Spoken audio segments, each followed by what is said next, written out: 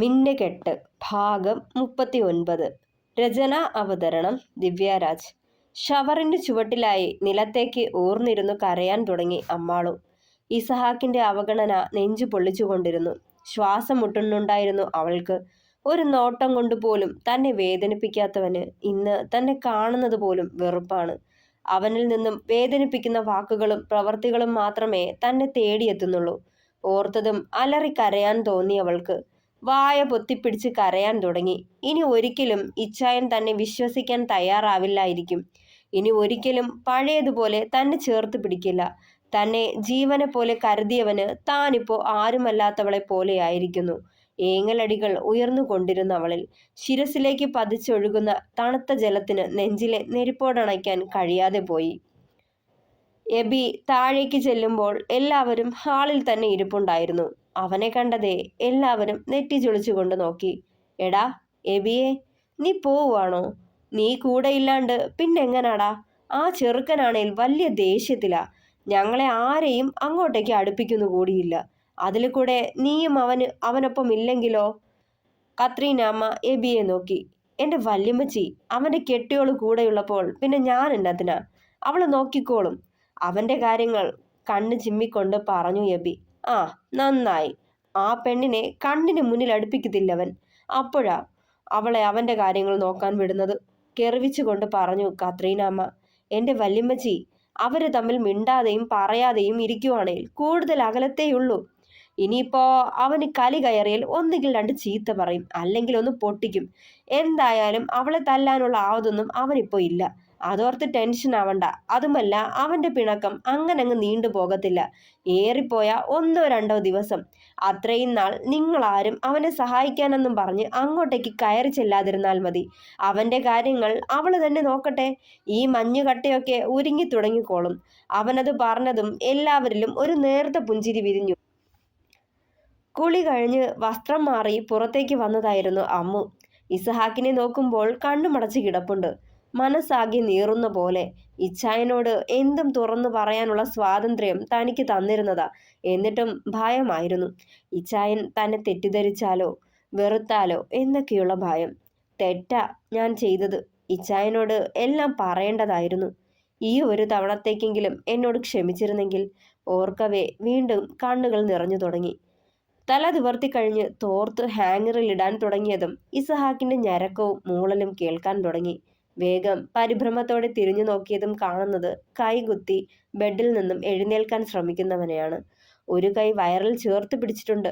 പതിയെ എണീക്കാൻ നോക്കുമ്പോൾ വേദനയാൽ മുഖം മുറുകുന്നുമുണ്ട്. പല്ലുകൾ കൂട്ടിപ്പിടിച്ച് വേദന കടിച്ചു പിടിക്കുകയായിരുന്നവൻ. അമ്മാളു വേഗം അവനടുത്തേക്ക് ഓടിച്ചെന്ന് അവന്റെ തോളിലൂടെ കൈ ചേർത്ത് താങ്ങിപ്പിടിച്ചു. ഇസഹാക്ക് അവളെ രൂക്ഷമായി നോക്കിക്കൊണ്ട് അവളുടെ കൈ പിടിച്ചു മാറ്റി. എനിക്കറിയാം എൻ്റെ കാര്യം നോക്കാൻ. ആരുടെ സഹായവും വേണ്ട. അവളിൽ നിന്നും മുഖം തിരിച്ചു പറഞ്ഞവൻ. ഇച്ചായ, വേണ്ട. മുറിവ് ഉണങ്ങിയിട്ടില്ല. കൂടുതൽ സ്ട്രെയിൻ ചെയ്യല്ലേ, സ്റ്റിച്ച് പൊട്ടും. പ്ലീസ്. അവനെ ദയനീയമായി നോക്കിക്കൊണ്ട് വീണ്ടും വട്ടം പിടിച്ചു അമ്മു. ദേ അമ്മാളു, മാറി നിൽക്കാനാ പറഞ്ഞത്. അവളെ ദേഷ്യത്തോടെ നോക്കിയവൻ. ഇല്ല, ഞാൻ മാറില്ല. ഇച്ചായനെ ഒറ്റയ്ക്ക് വിടാൻ പേടിയായി എനിക്ക്. പറയുന്നത് കേൾക്കിച്ചായ, നിറ കണ്ണുകളോടെ പറഞ്ഞു അവൾ. മാറി നിക്കടി. പറഞ്ഞതാ നിന്നോട് എൻ്റെ കൺമുന്നിൽ വരരുതെന്ന്. എനിക്ക് നിന്നെ കാണുന്നതേ വെറുപ്പാ. അപ്പോ നീ എൻ്റെ ദേഹത്ത് തൊടുന്നതോ? പല്ല് ഞെരിച്ചുകൊണ്ട് പറഞ്ഞതും കൈകൾ അറിയാതെ അവനിൽ നിന്നും അയഞ്ഞു മാറിയിരുന്നു.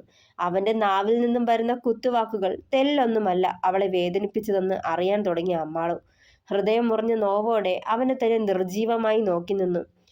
ഒരു നിമിഷം പ്രാണൻ അവളിൽ നിന്നും അകലുന്ന പോലെ തോന്നി. അത്രയ്ക്ക് വെറുപ്പാ അല്ലേ ഇച്ചായ? അതിപ്പോഴും മനസ്സിലായില്ലേ നിനക്ക്? പുച്ഛത്തോടെ അവളെ നോക്കിയവൻ. ഈ ഒരു തവണത്തേക്ക് ക്ഷമിച്ചൂടെ? കെഞ്ചലോടെ ചോദിച്ചതും പരിഹാസത്തോടെ പുഞ്ചിരിച്ചുകൊണ്ട് മെല്ലെ എഴുന്നേറ്റ് മുന്നോട്ട് നടന്നു. ഇച്ചായ, ഇനി ഒരിക്കലും എന്നോട് ക്ഷമിക്കാൻ കഴിയില്ലേ? വേദനയോടെ ചോദിച്ചതും ഇല്ല അമ്മാളോ. ഒന്ന് നിന്ന ശേഷം തിരിഞ്ഞു നോക്കാതെ പറയാൻ തുടങ്ങിയവൻ. ഇനി ഒരിക്കലും നിന്നോട് ക്ഷമിക്കാനോ പഴയതുപോലെ സ്നേഹിക്കാനോ എനിക്ക് കഴിയില്ല. നീ എന്നെ ചതിച്ചു.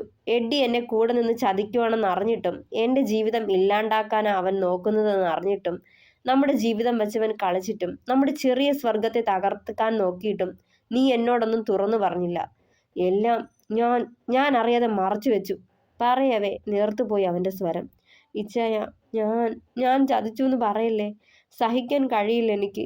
ഇച്ചായൻ പറഞ്ഞത് നേരാ. തെറ്റാ ഞാൻ ചെയ്തത്. തുറന്നു പറയേണ്ടതായിരുന്നു. ഇച്ചായൻ്റെ സന്തോഷം നശിപ്പിക്കണ്ടെന്ന് കരുതിയ ഞാൻ. ഇച്ചായനെ വേദനിപ്പിക്കുമെന്ന് പറഞ്ഞപ്പോൾ തോന്നിയില്ല ഒന്നും പറയാൻ. പിന്നെ പേടിയായിരുന്നു ഇച്ചായൻ എന്നെ തെറ്റിദ്ധരിച്ചാലോ എന്ന്. അയാൾ മോർഫ് ചെയ്ത ഫോട്ടോ അയച്ച് ഭീഷണിപ്പെടുത്തിയപ്പോൾ പറഞ്ഞതാ അയാൾ പറയുന്നതൊക്കെ അനുസരിച്ചില്ലേ ഇച്ചായനെ കൊല്ലുമെന്ന്. അതൊക്കെ കേട്ടപ്പോൾ പേടിച്ചുപോയി. ആനിയും ആനിക്കും എല്ലാം അറിയാം. അവൾ കണ്ടോണ്ട് വന്നതാ. അവള് അയാളോട് ഇനി ശല്യം ചെയ്താൽ എല്ലാം എല്ലാവരെയും അറിയിക്കുമെന്ന് പറഞ്ഞിരുന്നു. പിന്നെ അയാളുടെ ശല്യമില്ലായിരുന്നു. ആനി എല്ലാം സോൾവ് ആക്കാന്ന് പറഞ്ഞപ്പോൾ ഞാൻ കരഞ്ഞുകൊണ്ട് പറഞ്ഞു നിർത്തിയവൾ. അവളെ തിരിഞ്ഞു നോക്കിക്കൊണ്ട് പുച്ഛത്തോടെ ചിരിച്ചു ഇസഹാക്ക്. ഞാൻ നിന്നെ തെറ്റിദ്ധരിക്കും അല്ലേ അമ്മു? എന്നെ അങ്ങനെയാ മനസ്സിലാക്കിയിരിക്കുന്നത് അല്ലേ? വീണ്ടും അവളിൽ നിന്നും മുഖം മാറ്റി. മതി, അങ്ങനെ തന്നെ മതി. പ്രാണനെ പോലെ സ്നേഹിച്ചതല്ലേ ഞാൻ നിന്നെ. നിന്റെയും മനസ്സിൽ ഞാൻ ഇത്രയും തരതാഴുന്നൊരു ഭർത്താവായിരുന്നല്ലേ. ആവട്ടെ, പറഞ്ഞുകൊണ്ട് മുന്നോട്ട് നടക്കാൻ തുടങ്ങിയതും അയ്യോ അല്ല, അങ്ങനെ പറയല്ലേ ഇച്ചായ. അവൻ്റെ അടുത്തായി ചെന്ന് മുട്ടിലിരുന്നവൾ. ഇച്ചായൻ എൻ്റെ പ്രാണന നോവിക്കാൻ വേണ്ടിയല്ല ഞാൻ എല്ലാം മറച്ചത്. എന്നെ വെറുക്കല്ലേ ഇച്ചായ. എനിക്ക് കഴിയില്ല ഇങ്ങനെ. ശ്വാസം മുട്ടാണ്. അവൻ്റെ കാലിൽ പിടിച്ചുകൊണ്ട് കരയാൻ തുടങ്ങി. മാറിക്ക് അമ്മാളു. ഇങ്ങനെ കരഞ്ഞു പിഴിഞ്ഞ് പറഞ്ഞാലൊന്നും അടങ്ങില്ലടി എൻ്റെ നെഞ്ചിലെ നെരുപ്പോട്. എന്നെ മനസ്സിലാക്കാത്ത നിന്നെ എനിക്ക് സ്നേഹിക്കാൻ കഴിയില്ല ഇനി എന്ന് കരുതി ഉപേക്ഷിച്ച് കളയത്തൊന്നുമില്ല. ഈ നെഞ്ചിലെ അവസാന ശ്വാസം വരെയും നീ മാത്രമായിരിക്കും എൻ്റെ ഭാര്യ. ആ സ്ഥാനത്ത് വേറൊരു പെണ്ണിന് ഒരിക്കലും ഇടം കൊടുക്കില്ല ഞാൻ. അതിന് കഴിയില്ല എനിക്ക്. അത്രമാത്രം അത്രമാത്രം പ്രണയിച്ചതാ ഞാൻ നിന്നെ. പറയുമ്പോൾ തുളുമ്പിയ കണ്ണുകൾ തുടച്ചു നീക്കിയവൻ. മറ്റുള്ളവർക്ക് മുന്നിൽ നീയും ഞാനും ഭാര്യയും ഭർത്താവുമായിരിക്കും. പക്ഷേ ഇതിനുള്ളിൽ അങ്ങനെ ആവില്ല. പറഞ്ഞു കഴിഞ്ഞ് പതിയെ മുന്നോട്ട് നടന്നവൻ വീണ്ടും. ഇസഹാക്ക് പറഞ്ഞതൊക്കെ കേട്ട് നിർവികാരതയോടെ അവനെ നോക്കി നിലത്തിരുന്നവൾ.